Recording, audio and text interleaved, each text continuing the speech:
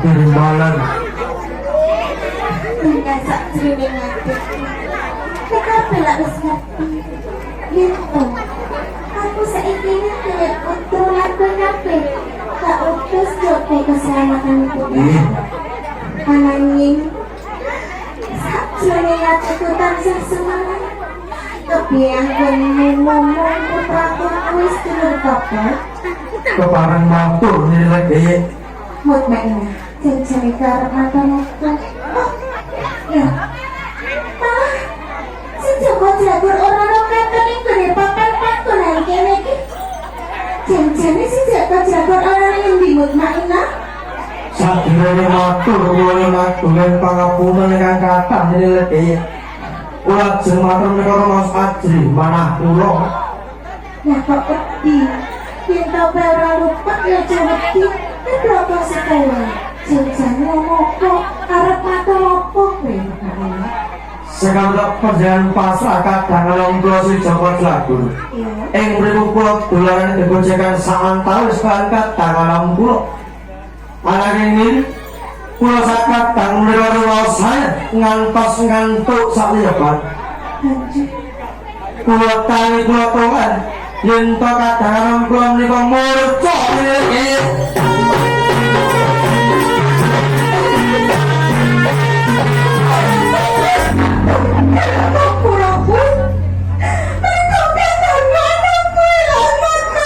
Tawa punten kakak kali lagi. Jangan betul. Udah cukup bapak presentatormu gue. Sakit datang buat Mbak Ina. Sekarang kowe setelah papa. Bisa pasrah hidupku keselamatan ni putraku si Joko Jagur akan ngenopo. Ngenopo kok kapan setelah papa bisa ngerwakake tanggung jawabku. Apapun. Kenapa lah yang mengerti itu si Joko Jagur kuwi putra sing tak temo-temo. Si Joko Jagur kuwi putra sing tak antu-antu teganding. Kok kenapa lah yang mengerti yang tak si Joko Jagur kuwi putra titipan. Pokoknya wong tua ni kepengin mangerteni nang tipapan tinunge si Joko Jagur. Panjenengan betul sing kepemut maina. Ini lagi panjenengan kedah emot pulingipun kaki lagi nalika semanten. Mut maina. Tahu Boleh sing bising kok ngarep kemut maina. ing sama kene yen ing sak lebeting rompok mriki wonten kedadan ingkang panjenengan boten saged ngrampungi. Panjenengan menawi desa suku kaping 3 nimbali asmanipun kaki legi wangsa wonten sadurunge rompok legi. Dadak terpusing kaya menggunakku. Kelingan sajroning pikirku. Inggih. Apa kahanan sing kaya mengkene iki sing dikarepake kaki legi. Menawi kados ngaten legi. Pinta kaya mengkono. Wong sawiji kaki legi sing iso goleki papan turune putraku si Joko Jagur. Kula sapiha marang Allah Maha Lumayan. Tahu timbalan. Tolong rewang-rewang ngono ditunggu. Muga-muga sedulur malam kuwi bisa ketemukan selamat. Anteng. Kanthi raweng kaki legi. Kaki legi. Kaki legi.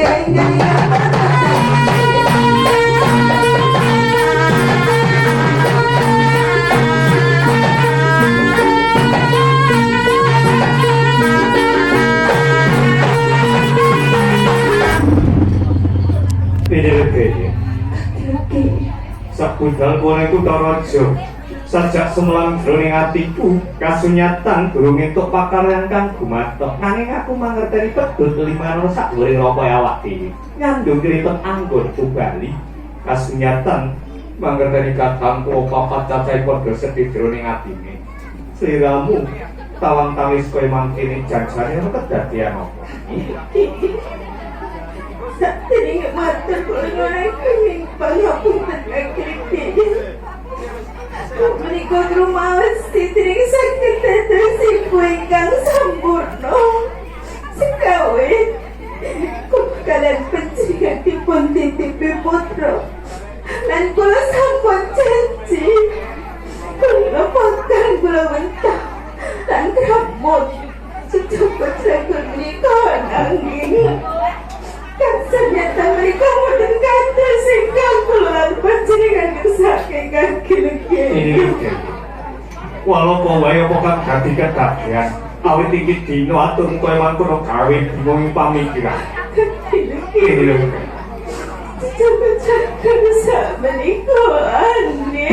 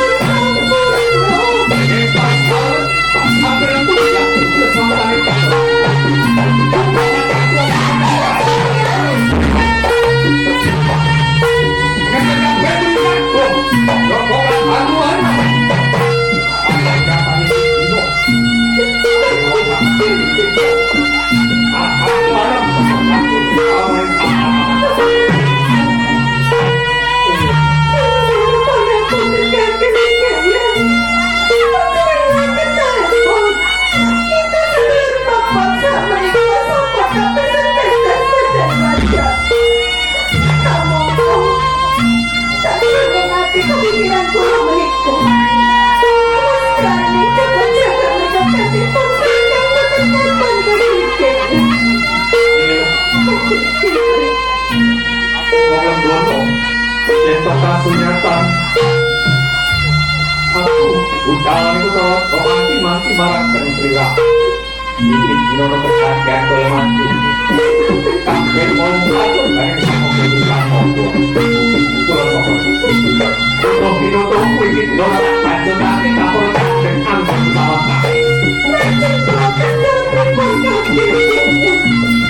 ya aku kemana tadi yang tokai kalau mau kita mau dunia itu kepentas bahkan apa kan kasih panjang nah itu tiaran budi koyo pulau soko itu maksudnya tanpa dunga itu tidak tak jalur supaya aku budi kali ini anakku coba ngatur pas kawin kan sembah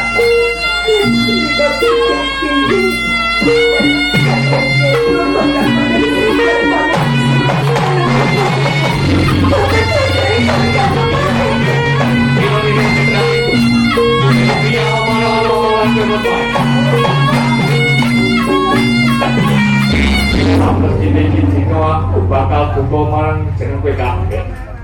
Engkang sunyatan iki dina tambah botol ing sak urip pundakmu. Apa maneh kowe jeneng mbot painah. Kang duweni aji kono pangrasa lan pangringan.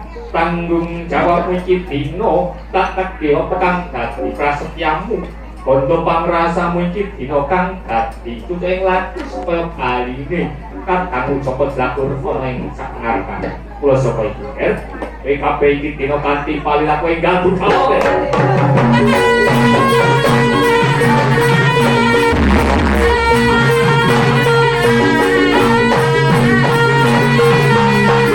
Kowe tolong supaya hamara alwa malang kowe mati. Orang nanti kantalan dino minggu to condro ning kasunyatan sakit heping nitro kewani balik pengarepan ning gini dino ora nggo kamu Joko Slagur kasunyatan ngirit kewan kang krisi kaya mati kowe wae tahu kewan kang krisi menika nitro katakan kula si Joko Slagur kagilek ati kewan pengarepan tukang nitro kamu oke menika leres yen kaya mangkono banget panarimaku kasunyatan sekali padahal tak kita dadi pacan kasar iki bakal tak baleke dadi pacan halus maneh supaya bisa kanggo kekuatane kadangmu ana menasa gelem gokar balik kiwan krisi kula sapa iki manjing jiwa lan ragane sapa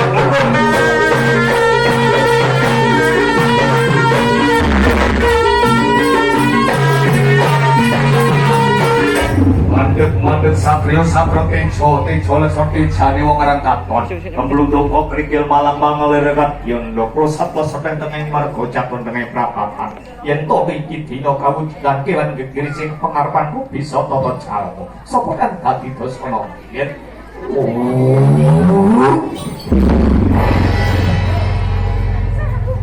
wong gedhe iya tangguh marang tanah pulau Jawa iki orang loro orang telu yang siji aku sing kena diarani Sri Bathara Yak Santo ya Raden Grebong kami josen dak diaranku balik sapa ibu sapa endi papan panggonanmu Sri Bathara Yak Santo dasar bono jeneng sira kepen mangerteni sapa kang ngomongane ngadeg pengarepan ora kalios pun ento lampu joyo kaki legek kang dadi pemarang ulah ala iras pantes keberan kowe bisa war karo aku yo ing papan kene aku arep nagih janji marang kowe nalika sajareng tanah pulau Jawa jabang bangsa Bathara Yak Santo kadhe ana paran aneng yo gini iki dino aku mlebu ing desa paling karang subur kene ana bawan sing jenenge bapak Sadimen kala ibu saya Utami bapak Sadimen hanggone putra siji cacahe tanpa sanak kadang sedulur Muhammad Wahyu Setiawan sing jeneng diarani bocah ontang-anting aneng yo gene kakak gak ngomongso tak terima orang bisa adur tak gigit orang bisa lembut rasanya panas pedas kalau masuk apa yang terjadi kalau kelap saya tadi tertahan sakit rompok kurang tali opo kal kawemu anggonmu netepi jatang paling isin bapak ada makanan dan Sukerto asunya kan mangut dari Bopo Sadimen ibu Sri Utami dua anak kan ngandang Sukerto ontang-anting dek koplopin dati jamak juga ini iki dino kasunyatan Sri Bathara kalau kelap saya topol orang mangerti yen to kae bocah wis pinalungan janur kuning ning jagat kapura tak paring aji sanget kang ijabat dening Gusti Kang Maha Kuwasa mergo kae bocah wis karuwan cengkalane dadi bocah kang suci iki dina gawe sengsarane sak linggo kapang kasunyatan yen tetembungan kae netepi apa kang dadi jadang panganmu sekawin entuk apa kang dadi jadang panganmu iki sing bapa Adamu Karna dan Sukerto yen lali-lali ora karuwan cengkalane tak ambalisan maneh yen lali-lali ora karuwan cengkalane iwes mangerteni apa kang dadi kahanan mula sapa iku tak jaluk kanthi aris ora esuk ora sore iki dina jaluk bali iki pokok lakur pas kawitan kok kekek diri sawiji yen Sri Bathara kala kelaksa sok mesti wae bakal tak sebatan kaget ora parah sugih kendel bondo wae jaluk putramu duwe jone tau karo apa kamu Bono, iki dino Sri Bathara Yak Santo jali Bono jaluk tetap bisa minangka gandine putramu apa sagum nang kali kaget enteng sinonggo abot anggon bakal mulungake anakku no sageng bokar ini bang nautai mundroing papan kiri keambalan kami setting kimbong kami joy dadi Sri Bathara Yak Santo tetelukane bocah ireng cemane lukosa kebraning dudu jagaling manungsa sesanti ning tanah Jawa memayu ayu ning pawon langgeng tinta saka Gusti Kang Maha Kuwasa kang ateges urip lan pati hake Gusti Kang Maha Kuwasa kowe kelawan aku mengkene kae ngalam dina saran-saran baline Joko Jagur kos kawit ing donya iku ana kawujudan bakal tak sebagani pekang dadi panjaluk Mas Pices Raja Bro kan pating biar bakal tak pinangkan iku bro panjaluk pemerintahan bawah donya kaget ana parang ngono gobokmu lan pripatmu iya aku ora jalma Pices Raja Bro aku ora jaluk busane simpati ya aku ora jaluk temelintang orang bulan nih aku jaluk gandine putramu Rogo kegandilan nyomo sing kepadanya suku minangka gandine Rogo kegandilan nyomo sing kepadanya suku sing nganggo sarwa seta kang aran pitik putih sing dicacahi wis sing kapisan sing kaloro berasa beda sak umune sing katelu mori putih sak dedet sak pengawit ora esuk ora sore yen kaki lege saguh mujuti panjenengan Sri Bathara kula yak santo udang bakal talungarake kakek Ajeng kamu pronto duweni panjalukan pitik seta mujudi jiwa raga kang suci kanggo gantine jat kang parenget demi sak lewatu beras mitra anu ceni jiwa lan ragamu ori putih kanggo buntelmu yen to wayang-wayang madhep marang kang kuwasa kasunyatan apa kang dadi panjalukmu kawujudan dunya atur seponekan aku jiwa nolih enggal utama anakku lho sak rengko kata kakek ana par yen mangkono panjenengan ora usah kesuwen sakit putramu suwe dulit bu harpaku mundur sak darah damano kalau tambah kata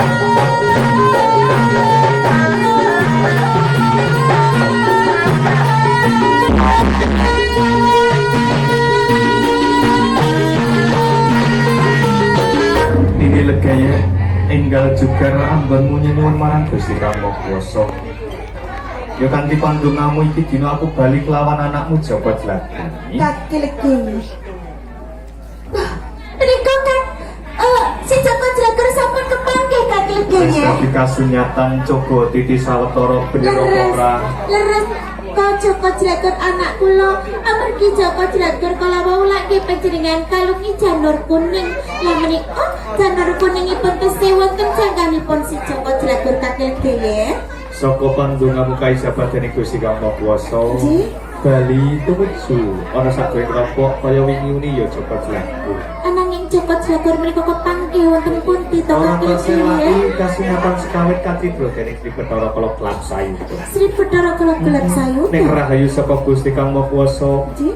Bali kaya wingi tanpa gethek ciri sawi Anjing matur sun marang Gusti ingkang ageng jagat menapa ingkang kula susuwun menika sampun kasembadan Joko Jlagar sampun kepanggih kanthi slamet kagelegene. yen to kasunyatan lelakon iki aku meling marang sliramu kanggo wantune awak kiai aja nganti wong tuwane sakloro kae mangerteni Anjing ini kagelegene prenjakan sangganan-gantar menika kagelegene.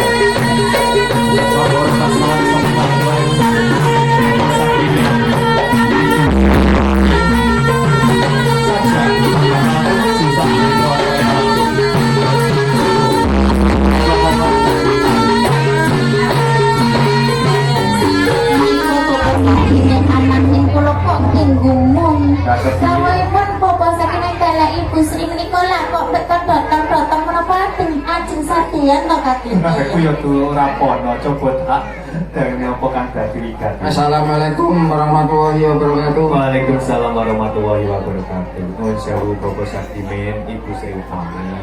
Anggenipun panjenengan tumuju saking rompok kula damel kageting manah kula panjenengan beto kados kaliyan janjane monggo wigatipun apa. Nuwun sewu, tolong-tolongatipun Bapak Sakimen setunggal silaturahmi. Kaping kalih badhe maringi bebungah wonten kaki legek lan ini legek. Menawi sampun ruwat sengkalane putranipun. Oh, maka dados menika Dato panjenengan Bapak Saktimen Ibu Sri Utami. Nuwun sewu Bapak Tuan Ibu. Anggenipun panjenengan pas langsung dapat mengraplo sosian kula napa sampun ikhlas wae to. Ikhlas nggih. Serta kita tampi mugi dadosaken berkah tumeberi rezeki panjenengan sak keluarga. Coba kae tampan.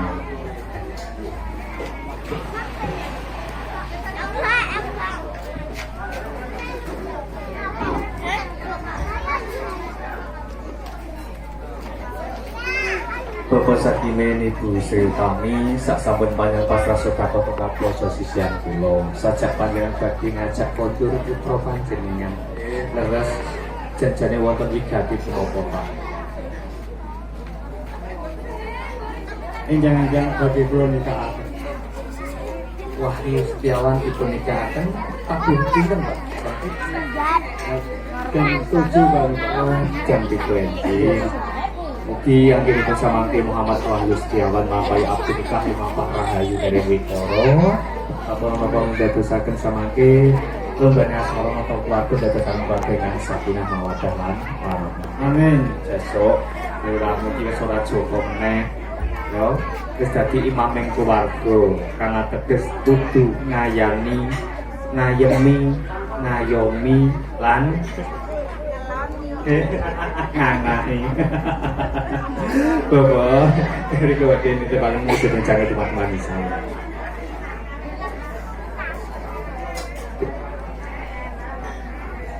Kula suwun Bapak. Janur punika panjenengan samangke dekek sanganipun kasur utawi nek cara Jawa ini sorowongan nggih. Anggenipun putra panjenengan sare slaminipun Selasa dinten utawi gangsal dinten. Nggih. Sabaten gangsal dinten janur punika panjenengan larung utawi bucal wonten lepen ingkang wonten toyanipun mili supados sirep adem ayem tentrem sakeluarga panjenengan.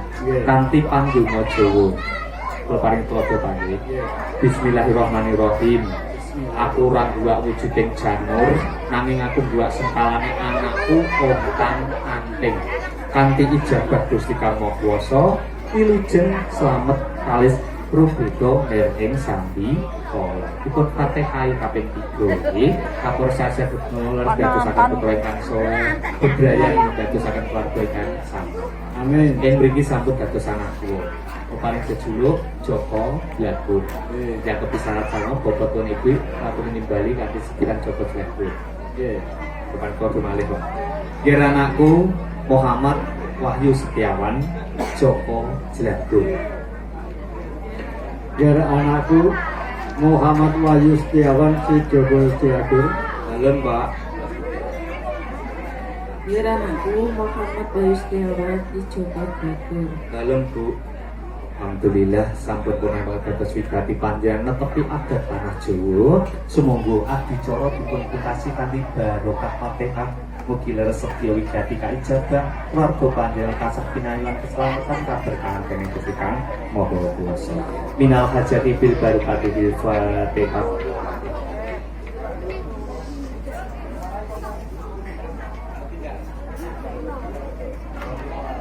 Putra panjenengan kula pasrahaken dhumateng Bapak Wengi. Nyuwun pangestunipun Bapak Ibu dalem jimat pariping dayangan kasampun. Bapak sakine Ibu Sri Utami Cakra. Kula tansah sugeng nderekaken pun tumuju di dalam cerah.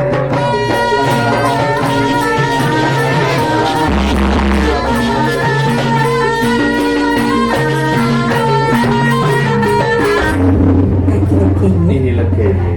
Bapak saktimen menika sakondoripun lakon nelaraken embor saisi. Janjane mengkuwerdi menapa to kakilih.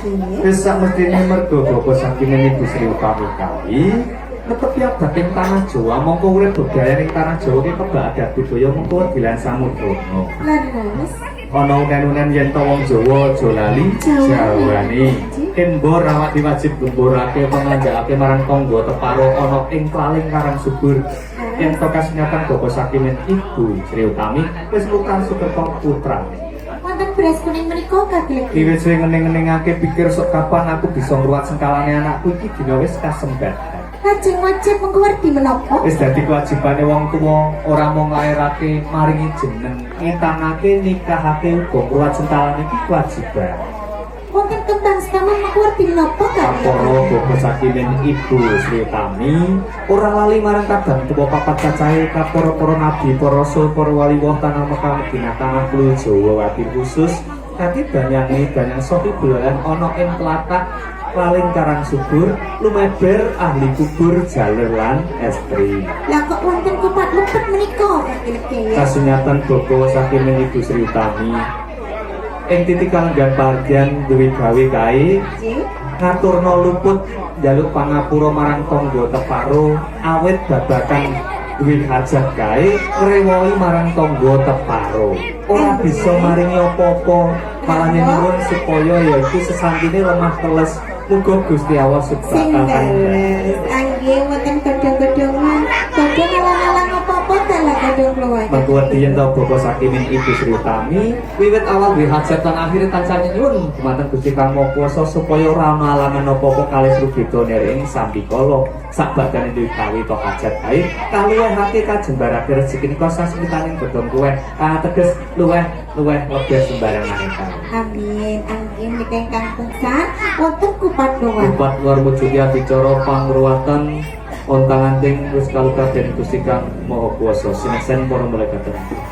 Para nabi, para rasul, para wali watana Mekah Madinah tanah Pulo Jawa khusus bagi danyanipun sami kula yang wonten ing tlatah Lalin Karangsugu. Ugi dilanjutani para pamirsa kakung Sumawana Putri tinampi ing dinten nggih menika Sabtu Kliwon malam Minggu Legi kanthi piwaosan Allahumma sholli ala Sayyidina Muhammad. Allahumma sholli ala Sayyidina Muhammad. Luar sowan sangat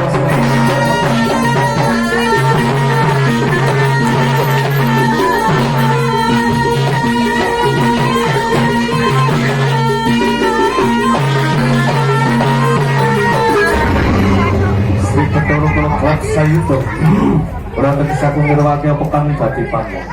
Kasunyatan iki dina bakal tau jenengan dari sabdiantune apa sagu yang kaya mangkono rinolan Sri Ketoro Kelak Sayuto takon jaga keselamatan daleme Bapak Sakimen Ibu Sri Utami yen terong ati bebaya kang ridu saka lor apa saka kidul balik ngarep yen tono saka wetan balik ngetan kang bakal tumawa saka kidul balik ing kang ridu saka kulon balik ing ngejer papat terhadap Sri Ketoro Kelak Sayuto keselamatan daleme Bapak Sakimen Ibu Sri Utami rino lan ini iso lan dhuwur tansah pinayungan keselamatan dening Gusti Kang Maha Kuwasa raga kantilan nyawa kepanjenengan sukma seta wujude siji cacahe mundur cacat bakal tak pinanggani